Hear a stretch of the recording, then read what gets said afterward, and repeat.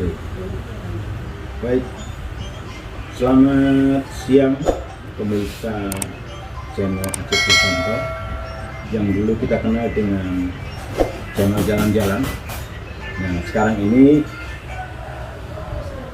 kita berhadapan di salah satu kampung di ujung kota Surabaya yang dikenal dengan Kampung Bulak Banteng Bandarjo.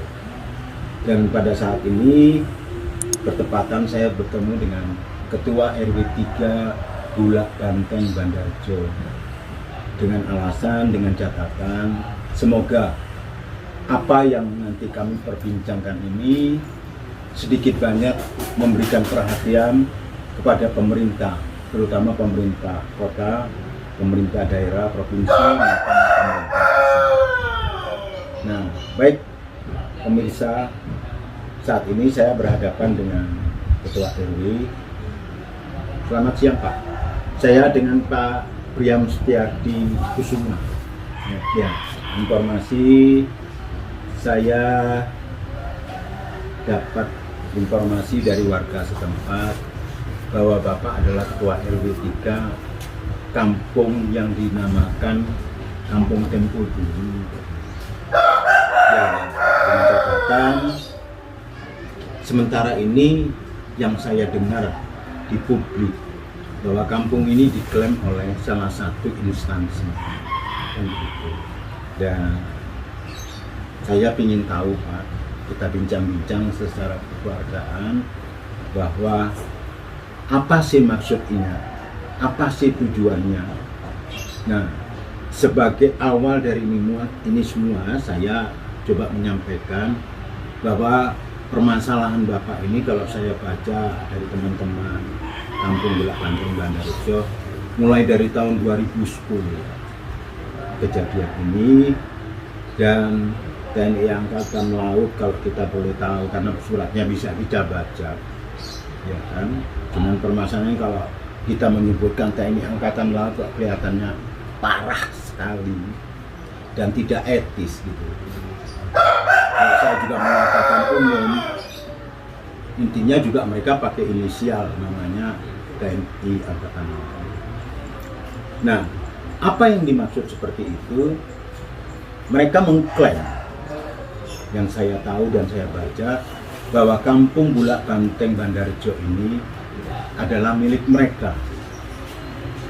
Dan ini bisa dilihat pada peta milik plan tahun 1920 yang ditulis Angkatan Laut sendiri, maupun surat asisten Medana tahun 54 bahwa Kampung Bandarjo sudah pernah diganti rugi. Kan begitu. Nah, ini ada pengertian yang saya selami di dalam riwayat itu bahwa ada dua kampung yang berbeda di sini. Yang satu adalah Kampung Bandarjo Ujung dan satu lagi Kampung Bulak Banteng yang dikenal sekarang ini dengan nama Bulak Banteng Bandarjo.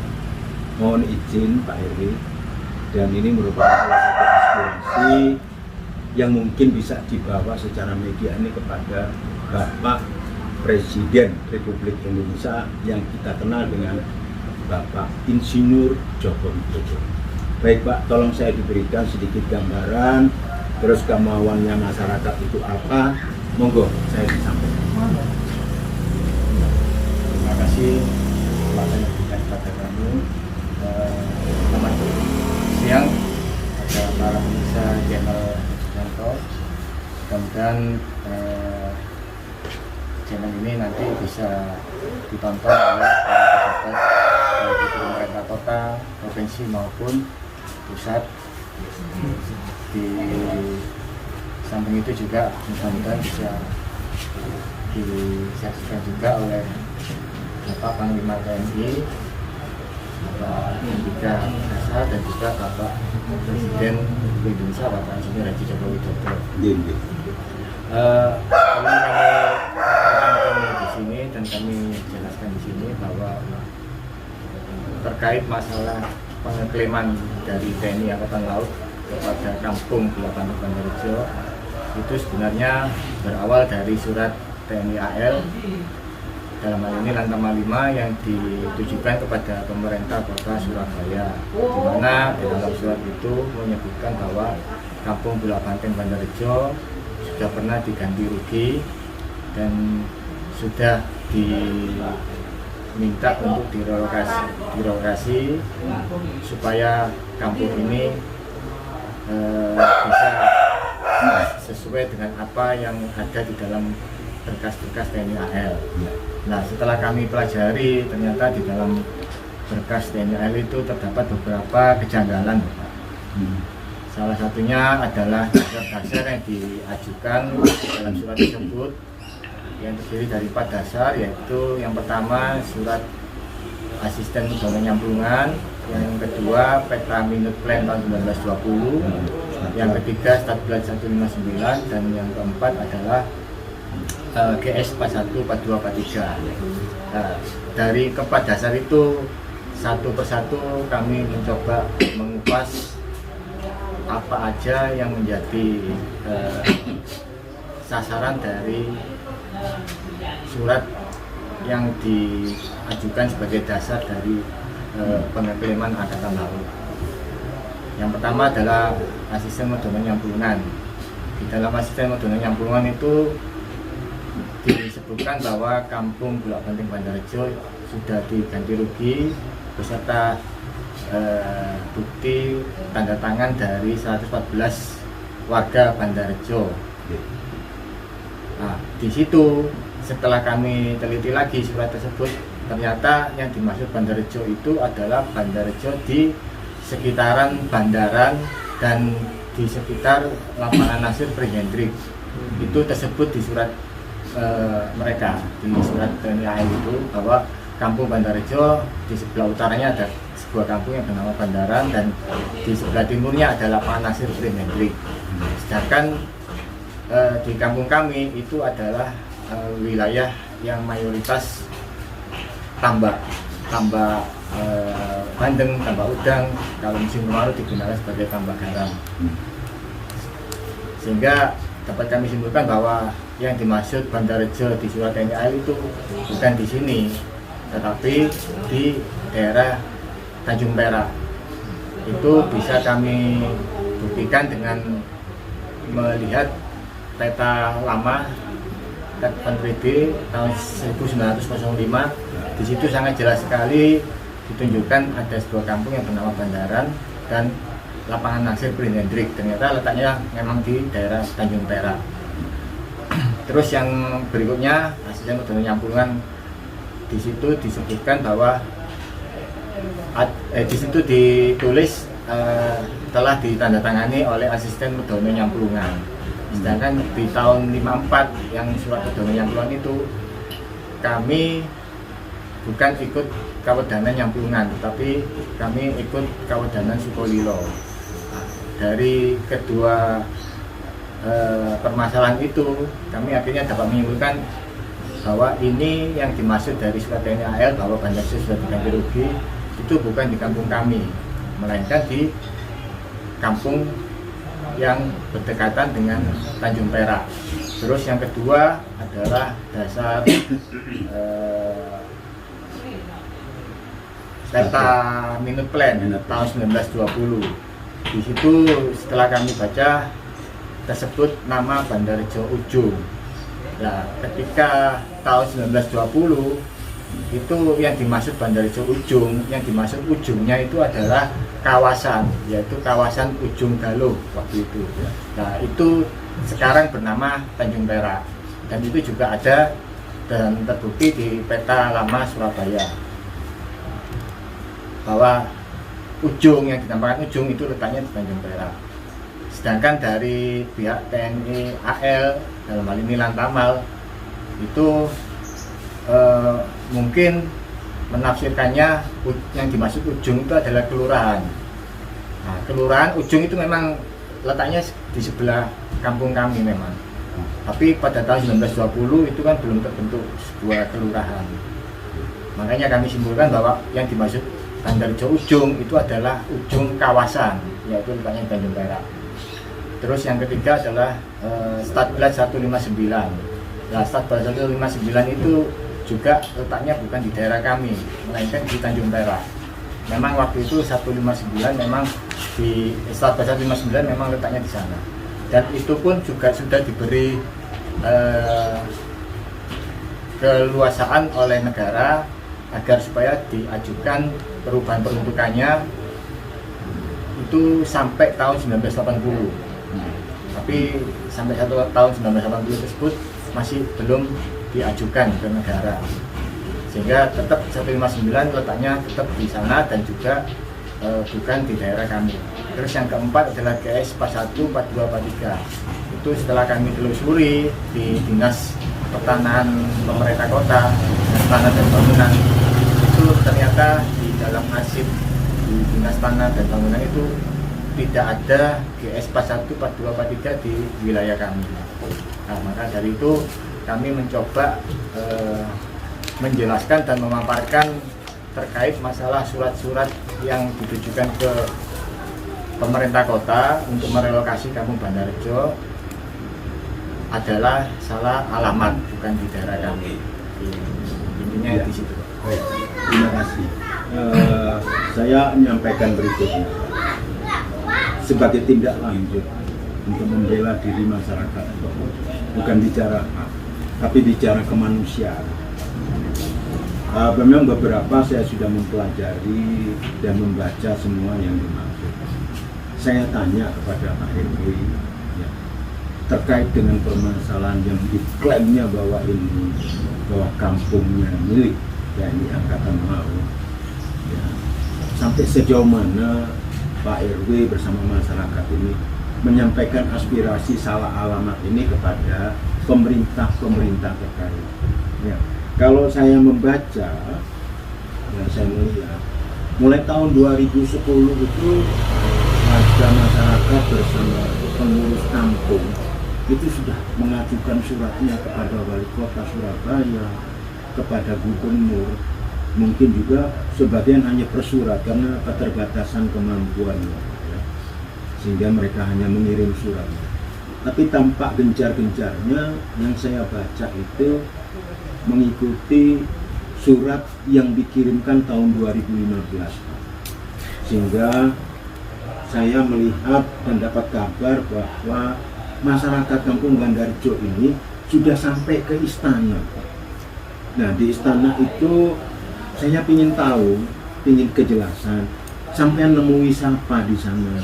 Sampai saat ini, mulai sampai tahun 2022 ini, kok tidak ada sedikit gerakan dari pemerintah negara, pemerintah kota, ataupun pemerintah provinsi melihat penderitaan masyarakat ini yang notabene yang boleh saya katakan seakan-akan mereka itu dikucilkan, kan begitu. Sedangkan mereka, kalau menurut pengertian saya, mulai tahun 1932 sebelum zaman revolusi atau zaman kemerdekaan, mereka sudah berada di sini. Intinya satu Pak, sampai sejauh mana masyarakat ini mengadukan nasibnya, itu Pak, tolong Pak dijelaskan kepada ini. Semoga pimpinan terkait, termasuk Bapak Insinyur Haji Joko Widodo sebagai Presiden Republik Indonesia, dapat memperhatikan keluh kesah masyarakat ini yang mulai dari tahun 2015 dan diselesaikan tahun 2019 sampai tahun 2022 belum selesai. Tolong sampaikan Pak, kemana saja surat-surat panjenengan yang meminta tolong kepada pemerintah, panjenengan sampaikan. Monggo Bapak, sampaikan. Ya, pertama kali kami ketika itu sempat merasa kebingungan juga terkait surat dari TNI AL itu, dan memang yang ke kampung itu adalah surat tentang penggusuran, yaitu SP1, SP2, SP3. Oh, sudah ada SP1, SP2, SP3 Ya, Pak? pertamanya di situ kami sudah mulai resah. Kenapa kok langsung kami diberikan surat peringatan seperti ini? Padahal surat peringatan seperti ini sebelumnya tidak ada sosialisasi terlebih dahulu kepada kami. Dan yang kedua, kenapa kok instansi seperti TNI AL atau Lantamal 5 ini kok sampai mengeluarkan SP1, SP2, SP3 tanpa adanya persidangan. Karena setahu kami SP1, SP2, SP3 itu bisa keluar apabila ada keputusan dari pengadilan ataupun dari pemerintah kota ataupun dari mana. Nah, dari situ akhirnya kami mencoba menanyakan ke kelurahan, di mana kelurahan adalah pemerintah yang terdekat dengan RW 3. Itu di dalam kelurahan itu sempat memberikan kepada kami surat yang kami sebutkan pertama tadi. Jadi surat yang ditujukan ke pemerintah kota itu kami tidak diberi oleh Lantamal 5, dan surat itu adalah diberikan kepada pemerintah kota. Nah, ketika kami diberikan surat oleh pihak-pihak kelurahan, surat-surat tersebut, akhirnya kami mencoba mendiskusikan dengan tokoh-tokoh masyarakat, sehingga kami akhirnya mencoba berdasarkan arahan dari tokoh-tokoh masyarakat mencoba menghubungi DPR Kota Surabaya, di mana di situ nanti kami bisa mengajukan segala keluhan dan aspirasi yang terkait SP1, SP2, SP3, SP3 dan pengekliman dari TNI AL. Nah, di situ kami sempat menelpon anggota dewan yang dimana waktu itu beliau menduduki sebagai ketua komisi B waktu itu, yaitu Bapak Bagiono. Nah, dari Bapak Bagiono itu kami akhirnya dibantu untuk dimasukkan di dalam agenda hearing di Dewan Pemerintah Kota Surabaya. Nah, ketika kami menjalani hearing di DPRD Kota Surabaya, alhamdulillah difasilitasi oleh Ketua DPRD Kota Surabaya waktu itu Bapak Armuji. Nah, di situ kesempatan bagi kami untuk menjelaskan dan memaparkan bahwa apa yang menjadi klaim dari TNI AL dan isi dari surat-surat dan juga SP1, SP2, SP3 itu adalah intinya salah alamat. Nah, di situ ada juga beberapa ahli, profesor hukum, profesor Eko waktu itu menjelaskan juga, dan beliau sempat memberikan semacam pengetahuan terkait hukum bahwa masyarakat ini memang tidak bisa dibuat seperti apa yang ada di dalam surat TNI AL itu. Nah, dari hearing di DPRD Kota tersebut, kami mencoba lagi ke pemerintah Kota Surabaya, dan di situ kami difasilitasi oleh asisten 1, asisten 2, dan juga kepala Otoda waktu itu, dan di situ juga dari pemerintah Kota Surabaya memberikan semacam arahan bahwa kami dianjurkan untuk langsung ke Jakarta. Nah, dari situ kami juga sempat heran kenapa kok kami langsung disuruh ke Jakarta. Tapi berhubung kami sudah merasa tertekan seperti itu waktu itu ya, akhirnya kami memberanikan diri mencoba mengagendakan perjalanan ke Jakarta dengan tujuan menemui Bapak Insinyur Haji Joko Widodo. Dan di situ kami dibantu oleh Pak Bagiono, Pak Armuji, dan juga anggota dewan yang lain, diberikan surat rekomendasi untuk bertemu Bapak Presiden, dan juga difasilitasi untuk menemui Bapak waktu itu Pak Bambang Budiono, sehingga Pak Bambang Budiono, Profesor Bambang Budiono, dan oleh Pak Bambang Budiono akhirnya kami diarahkan menemui Pak Ageng waktu itu. Pak Ageng di mana ketika itu Pak Ageng menduduki Deputi 2 waktu itu, KSP Deputi 2. Nah, dari situ kami akhirnya bisa masuk dan menemui Bapak Ageng dan difasilitasi di sana, dan akhirnya kami juga dipertemukan oleh Bapak Jimmy yang beliaunya memang khusus tugasnya adalah memang permasalahan pertanahan.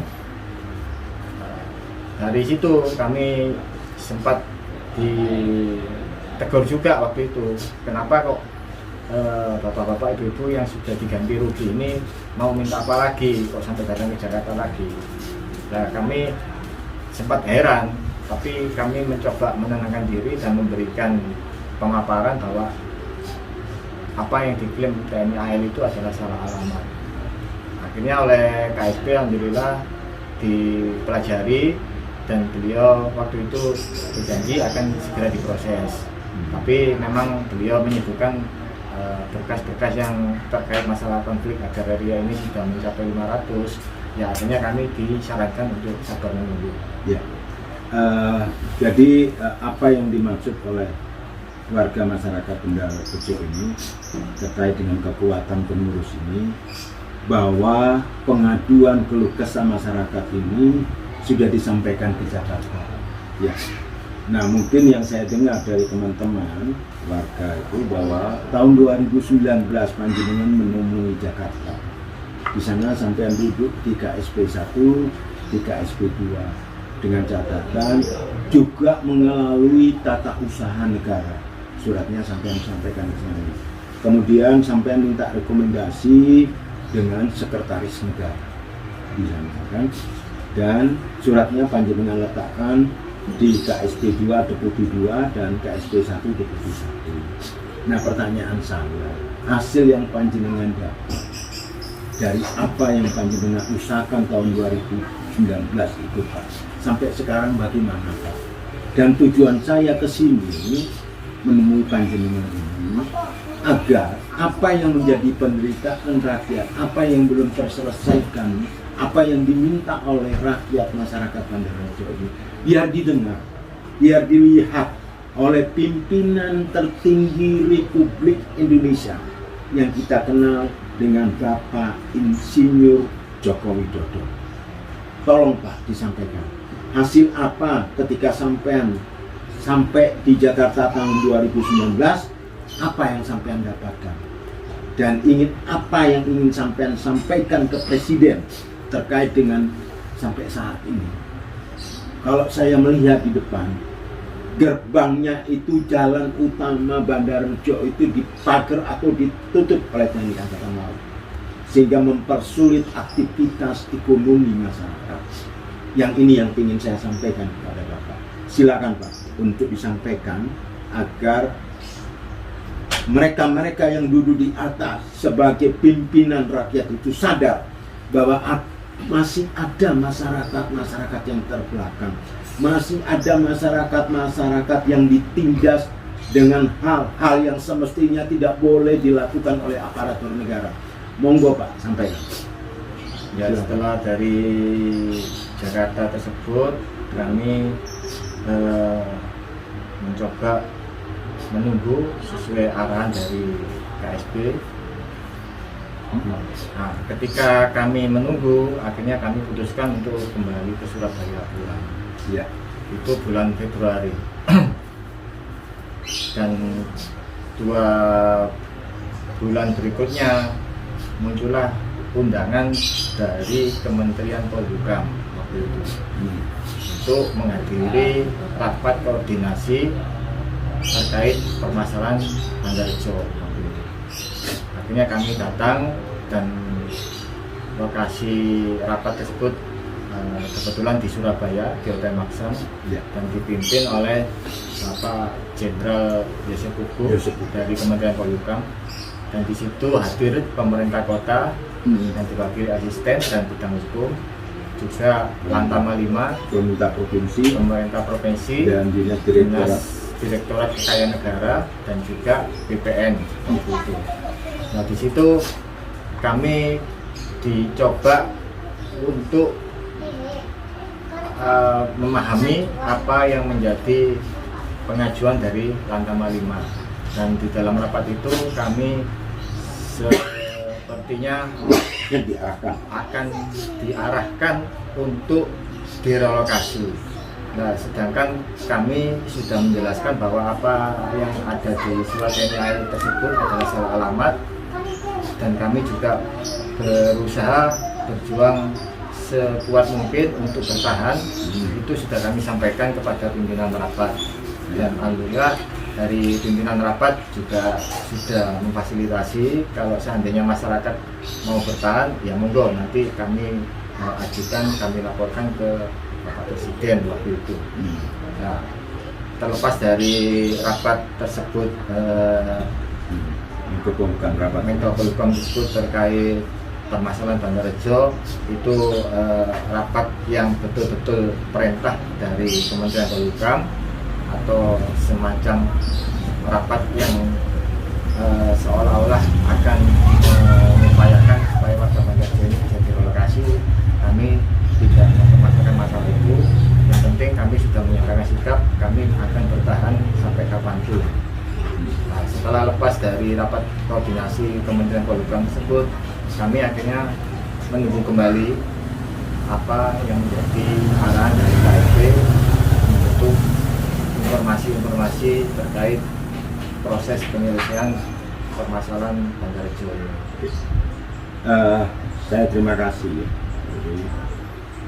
Dan di sini sebagai teman-teman pemirsa yang ada di channel Acep Susanto ini mungkin juga memahami tentang masalah, sehingga ada satu kesimpulan kami dari salah satu lembaga media yang bentuknya ini sifatnya menolong masyarakat. Tampaknya masyarakat ini dipersulit untuk bergerak, dipersulit dan diintimidasi sedemikian rupa sehingga mereka ini merasa tidak kerasan tinggal di rumah. Nah, saya ingin sampaikan kepada Pak RW 3 sebagai salah satu yang dianggap tokoh sepuh kampung, dianggap sebagai pembawa aspirasi masyarakat, penderitaan masyarakat ini. Silakan sampaikan, Pak, kepada Bapak Presiden Republik Indonesia yang tercinta. Apa keinginan Bapak? Monggo, silakan. Sampai berhadapan dengan teman-teman kami yang ada di channel jalan-jalan yang kita kenal dengan channel Acep Susanto. Monggo Pak, sampaikan apa keinginan Bapak tentang yang ini. Apa minta Pak Jokowi, kami masyarakat kecil yang kelihatannya ini sudah tidak bisa berbuat banyak. Satu dulu. Oke, baik.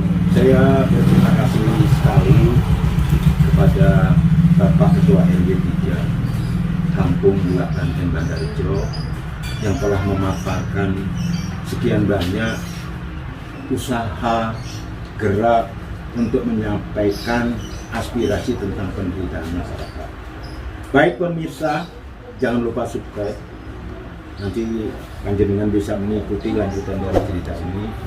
Dan tentang masalah bagaimana kiat-kiatnya Ketua RW 3 Bandarjo ini sudah kita paparkan di depan.